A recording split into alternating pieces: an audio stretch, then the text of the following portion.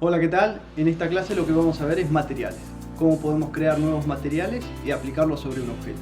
Todo esto bajo el sistema de nodos de Blender, en donde podemos combinar distintos shaders para crear materiales más complejos. Vamos a comenzar con una escena bastante sencilla, donde tenemos a nuestro mono y un piso. Ya hemos visto que se pueden crear nuevos materiales simplemente yéndonos a la pestaña esta de materiales y creando nuevo. Ahí le podemos poner un nombre, por ejemplo piso. Y el shader que viene por defecto es un material o un shader en realidad que combina distintos procesos, operaciones matemáticas sobre cómo va a impactar la luz sobre ese material.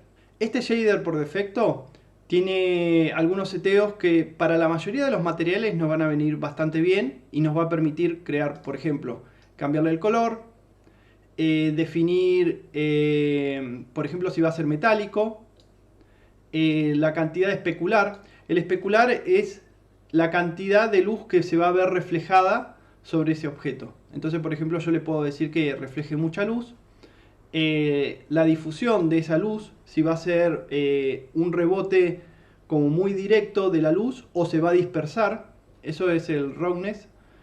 Y bueno, y otros seteos más que realmente nos permiten crear materiales bastante complejos. Igual lo que vamos a ver es que Blender trae dos motores de render. Esto lo podemos ver acá en este botón de seteos, en donde tenemos Eevee y Cycles como los dos motores principales. Bien, el Eevee se basa básicamente en un motor de tiempo real. Funciona parecido a como sería un motor de juego, de videojuego, que la idea es que pueda entregar cuadros renderizados en tiempo real o en muy pocos segundos. Pero obviamente eso no nos da tantas posibilidades de calidad como lo podría hacer si el Cycles. Cycles básicamente se basa en un motor fotorrealista. La idea es que la luz puede llegar y empezar a rebotar. Que por ejemplo lo podemos ver como una diferencia bastante importante. Cuando cambio del Eevee al Cycles, como vemos que rebota la luz sobre ese objeto rojo y empieza a impactar sobre el mono. En estos ejercicios lo que vamos a hacer entonces es trabajar con Cycles, que es el que nos da el mayor potencial en cuanto a calidad. Y podemos visualizar más claramente las configuraciones que estamos realizando. Entonces habíamos dicho de que podíamos crear un nuevo material. Por ejemplo, al mono le vamos a poner un nuevo material que va a ser, por ejemplo, azul. Y está muy bien. Esto tenemos todos los seteos que podemos cambiar acá al costado y están bastante bien. Pero obviamente nos limita un poco la cantidad de cosas que podemos hacer. Si nosotros quisiéramos tener más opciones y empezar a trabajar con materiales más complejos, lo que podemos hacer, vamos a empezar dividiendo la pantalla y acá donde está configurado el 3D Viewport vamos a poner Shade Editor. Entonces lo que vamos a ver ahora es esta ventana en donde vemos el shader, que estábamos hablando, que se llama Principle BSDF, que es como un shader normalizado. Muchos videojuegos o muchos otros motores de render también trabajan con este tipo de shader. Imaginemos que vamos a crear algo un poco más diferente. Bien, vamos a eliminar y voy a crear un nuevo shader. Vamos a apretar Shift A y voy a buscar el shader, por ejemplo, emisión. Y lo conecto a Surface. Entonces ahora lo que estoy haciendo es crear un material de emisión de luz. Un shader de emisión de luz. Vamos a ver cómo de pronto el mono empieza a iluminar la escena. Está muy bien. Bueno, este shader, por ejemplo, yo podría combinarlo con otro shader. Vamos a combinarlo, por ejemplo, con uno que se llame transparente. Bien, ya tenemos dos shaders acá, pero no están combinados. Para combinarlo, podemos agregar uno nuevo que se llama Mix Shader. Entonces, por ejemplo, nos puede combinar el de transparente con el de emisión. Es más, si le doy al 100%, entonces me queda solamente transparente. O si le doy al 0%, nos queda 100% de emisión. Esto, por ejemplo, es interesante cuando nosotros queremos combinar un shader que tenga que ver con un metal, pero además que va a ser brilloso, por ejemplo, con un shader que sería el óxido. Y queremos mezclarlos los dos para lograr, por ejemplo, un objeto metalizado pero oxidado. Entonces la parte metalizada va a tener muchos reflejos y la parte de óxido no tanto. Podemos hacer esa prueba, por ejemplo. Vamos a eliminar los dos shaders que teníamos y vamos a crear un shader, por ejemplo, de glossy. El shader de glossy, como lo podemos ver, es muy reflejante y justamente se parece a un metal. ¿Bien? Perfecto. Ahora vamos a crear otro shader que es uno difuso. El difuso es un shader que no tiene tantos reflejos. Es más bien la luz se dispersa mucho. ¿Bien? Bueno, vamos a combinarlos los dos.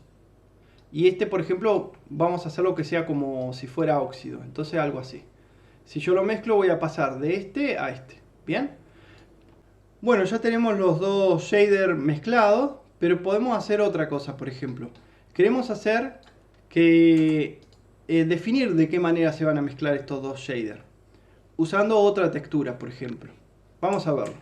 Vamos a crear ahora, vamos a incorporar con Shift A en Texture una que se llame, por ejemplo, Musgrave. Fantástico. Y este valor se lo voy a asignar al factor. La verdad que no se ve mucho, básicamente porque este Musgrave vamos a tratar de visualizarlo un poquito mejor, a ver si se puede ver. Voy a crear un shader que sea emisión y esto se lo asigno así. Bueno, se ve así. Esto es lo que nos está entregando esta textura. Muy bien, yo puedo agregarle a esta textura otro nodo más que se llame, por ejemplo, Color Ramp. Si no lo encontramos cualquiera de estos nodos, también tenemos el buscador. Entonces le voy a poner Color Ramp. Muy bien. Ahora este Color Ramp se lo voy a mover hasta acá y se va a conectar automáticamente. Y esto vemos que pasó esa textura Musgrave por el Color Ramp y de ahí se va la emisión. Pero hay una cosa interesante que podemos hacer con esto, que es aumentar de alguna manera el contraste que existe entre los valores que van de 0 a 255, o bueno, que son valores que están en escala de grises, y lo podemos contrastar, haciendo que sean valores más tipo 0 y 1. Bueno, entonces, este Color Ramp, esta textura que pasó por el Color Ramp, ahora sí la voy a usar en el Mix Shader y voy a volverlo a conectar esta salida. Y ya podemos ver cómo se mezclan estos dos shaders, que son completamente diferentes. Eso está bastante bueno. También podríamos hacer, por ejemplo, hay un nodo muy simpático que se llama Ambient Occlusion. Que el Ambient Occlusion es las sombras que se producen entre la intersección de un objeto y otro. En esos bordes es ahí esa sombra que se produce. Bueno, esos valores también yo los podría llegar a utilizar. Por ejemplo, lo voy a conectar y voy a mover un poquito esto.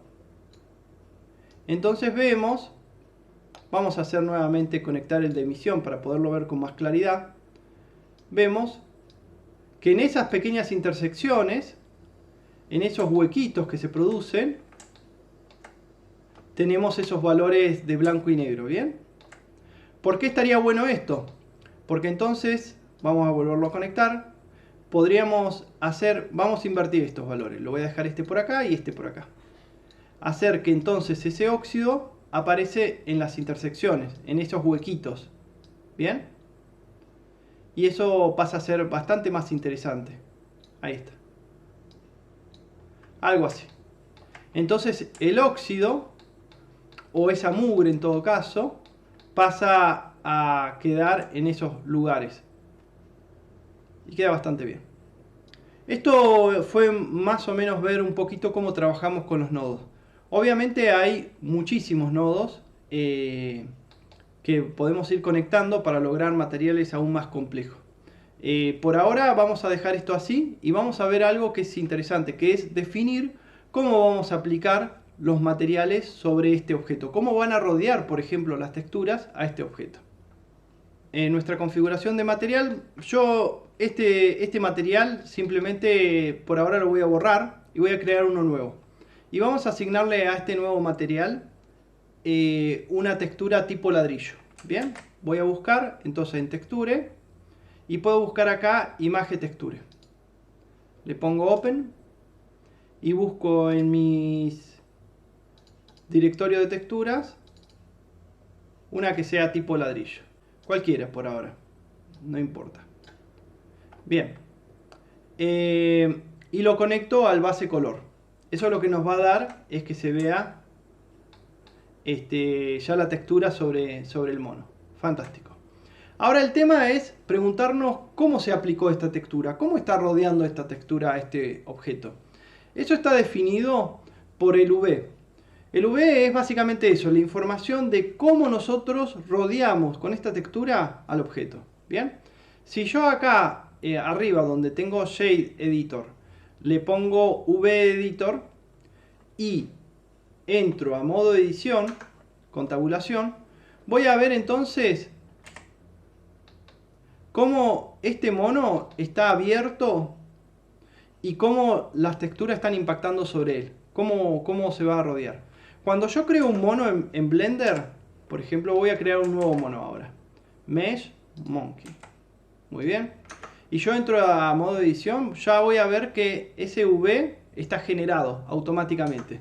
Sobre muchos de los objetos que creemos en Blender, vamos a tener ya un UV generado automáticamente. Por ejemplo, en este cubo es así el UV. Bien, pero imaginemos que a este mono no queremos aplicarle la textura de esa manera, sino que queremos que esa pared o esos ladrillos impacten así, como lo estoy viendo ahora desde la cámara. ¿Cómo podría hacerlo? Bueno, entro a modo edición, selecciono todos los vértices con la tecla A y aprieto la tecla U. Entonces, cuando aprieto la tecla U, me aparecen un montón de opciones, entre ellas, por ejemplo, Project from View. En este caso voy a utilizar este que dice Bound. Y vamos a ver cómo aparece ahora el V creado a partir de esa vista. Y vamos a ver ahora cómo se ve ese V.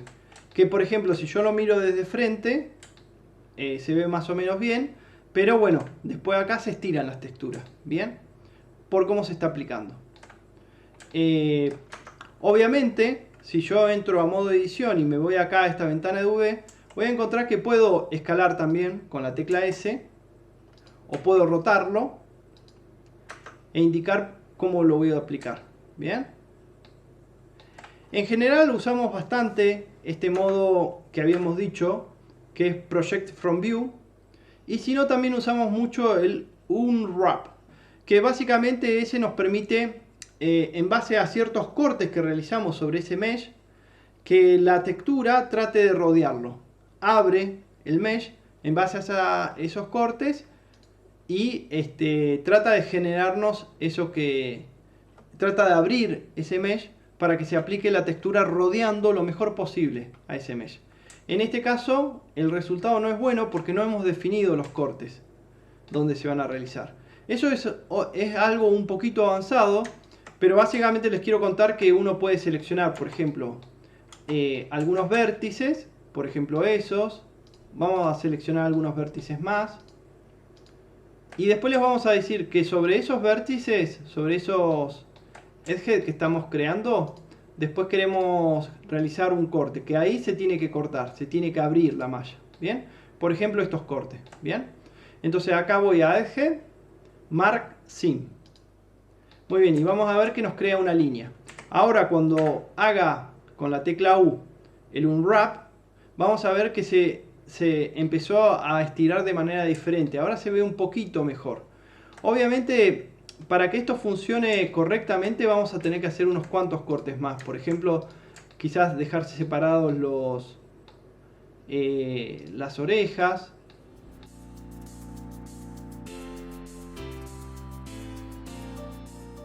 Obviamente lo tengo que hacer también sobre la otra oreja. Vamos a ver igual qué es lo que pasa. Bueno, ahora por ejemplo la oreja ya me quedó separada, está por acá. Esta es la oreja.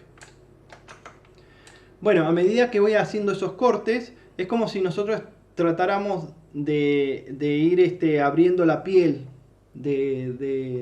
como se hace algunas veces con los animales para sacarle la piel. Bueno, algo así. Es eso. Ya vimos un poquito lo que es el UV, cómo se puede aplicar. Esto obviamente, según lo que querramos, cómo querramos aplicarlo sobre ese objeto, vamos a tener esas distintas opciones. Que quizás, por ejemplo, algunas veces nos va a venir bien que me genere ese UV trabajando como una esfera. Por ejemplo, si estamos hablando de texturizar un planeta Tierra, nos convendría que esa textura rodee a esa esfera y así. Tenemos distintas opciones. Obviamente esto también es para ir, es bastante complejo lo de los UV, pero bueno, esto es un vistazo general. Bueno, vamos a ver alguna cosita más. Por ejemplo, podríamos hacer el ejemplo que habíamos visto de el metal, que además tenía óxido, pero utilizando las texturas. Sería algo más o menos parecido. Vamos a cambiar este shader, lo vamos a eliminar, eso es simplemente con la tecla suprimir, y vamos a agregar entonces el shader glossy, que es muy brilloso. ¿Bien? Bueno, fantástico. Ahora lo que voy a hacer es nuevamente crear el shader difuso y los voy a mezclar, como habíamos dicho antes, con un mix shader. Bien, pero acá lo que vamos a hacer de diferente es utilizar una textura. Que si vemos cómo es esta textura, vamos a crear acá un shader de emisión para poderlo ver bien. Es así la textura, es una textura tipo mugre. Bien. Bueno, pero esta textura tipo mugre, antes de usarla, la voy a pasar por un color ramp también. Para poder manejar un poco ese contraste, ¿bien? Algo así. Bueno, entonces este valor del color ramp lo doy como factor al mix shader y bueno, y lo vuelvo a conectar. Entonces vamos a ver ahora que se mezcla y podemos tener algunas zonas que van a tener altos brillos y otras zonas que son más bien opacas. Pero esta vez utilizando un bitmap. Obviamente también nosotros tenemos un montón de ajustes más que podemos hacer sobre las texturas. Por ejemplo, podríamos meterle curvas para generar contrastes, pero curvas como las que podríamos tener en Photoshop o cualquiera de estos programas. Entonces el control es muchísimo más interesante. Bueno, con esto vimos un poco lo que es el manejo de los shaders para crear materiales más complejos. Obviamente también podemos crear, hay ya shader, por ejemplo, para crear vidrios, que no hay que tocar mucho y ya vienen y la verdad el resultado es fantástico. Pero lo que pudimos ver ahora es que a través de los nodos y su conexión podemos crear cosas muy complejas. Es importante que hayamos aprendido a manejar un poco esto de los nodos porque lo vamos a encontrar también en composición, por ejemplo. Cuando nosotros tenemos un render final podríamos aplicar esto de los nodos para poder decir que ese render final, por ejemplo, hacerle un ajuste de brillo, de contraste o mezclarlo con otras cosas, es fantástico. Y además porque los nodos van a estar presentes en un futuro para crear también geometría. Podríamos generar geometría utilizando también nodos. Eso es algo bastante más complejo, muy difícil, pero con un potencial enorme. Así que bueno, espero que les haya gustado esta clase y bueno, hagan estas prácticas con los materiales y nos vemos en la próxima.